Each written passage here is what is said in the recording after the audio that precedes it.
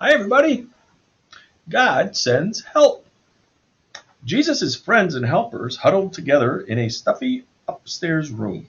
Even though it was sunny outside, the shutters were closed. The door was locked. Wait in Jerusalem, Jesus had told them. I'm going to send you a special present. God's power is going to come into you. God's Holy Spirit is coming. So here they were, waiting. Actually, mostly what they were doing was just being scared and hiding. You can't blame them. Their best friend had left. The important people and the leaders were after them, and Jesus had given them a job they didn't know how to do.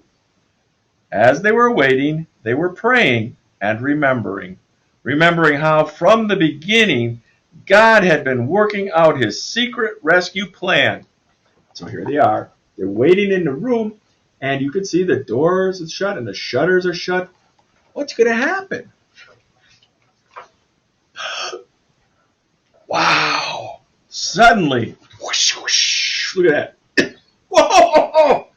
There's fire coming, but what else? Suddenly, a strong wind filled the little room, whistling through the walls, rustling the straw on the floor, and there, on everyone's heads, shining in the gloom, were flickering flames.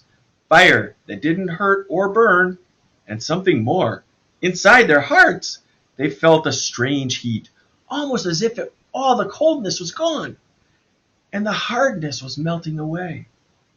As if their broken hearts were mending, and God was giving them brand new hearts, hearts that could work properly. How it happened they didn't know, but they knew God's power had struck their hearts ablaze, and Jesus himself was coming to live inside of them. They had seen Jesus go away, but now he was closer than he had ever been, inside their hearts. And this time, nothing could ever separate them.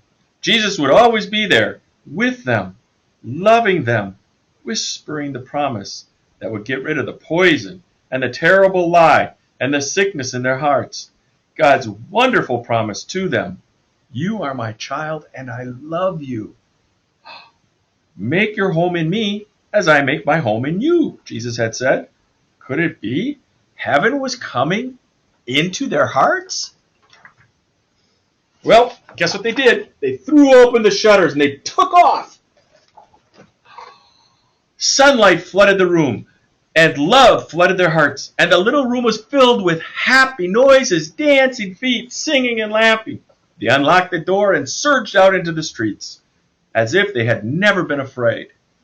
Peter spoke in a loud voice, so everyone could hear. Jesus died for you, he said, because he loves you. But God made him alive again. He has rescued you. People stopped. People listened. The words sank deep into their hearts, and they worked like a medicine that makes you feel well, like the antidote to a deadly poison, like a kiss that wakes you from a deep sleep. Stop running away from God, Peter said. Run to him instead. So you can love God. He can love you. He wants you. And he will make you free. Oh, and Peter told them the wonderful story of God's love. God's never stopping, never giving up, unbreaking, always and forever love. How Jesus had come. All that had happened. And then there's the people listening. And they come from all different places. And when they heard Peter's talk, what did they do? Well, there were lots of people from faraway countries in Jerusalem. They couldn't speak the same language. But as they listened to Peter, everyone could understand what he was saying in their own languages. Wow! Many people believed. And because Jesus' new friends listened to his old friends, and they became his new friends, and they became his helpers. Here they are listening to Peter telling them about how awesome Jesus is, and he's speaking his language, but they hear their language. Wow! The wonderful news of Jesus spread like sparks from that fire. It went to the villages, it went to the towns, it went to the cities. Every day, more and more people believed. And so it was that the family of God's children, his special people, grew. One man was watching. I'll stop them, Saul said. Uh-oh. I think it's this guy over there.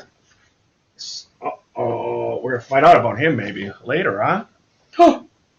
But this was God's plan, and nothing in the whole world is gonna stop God. No. We'll see. The end. See you tomorrow.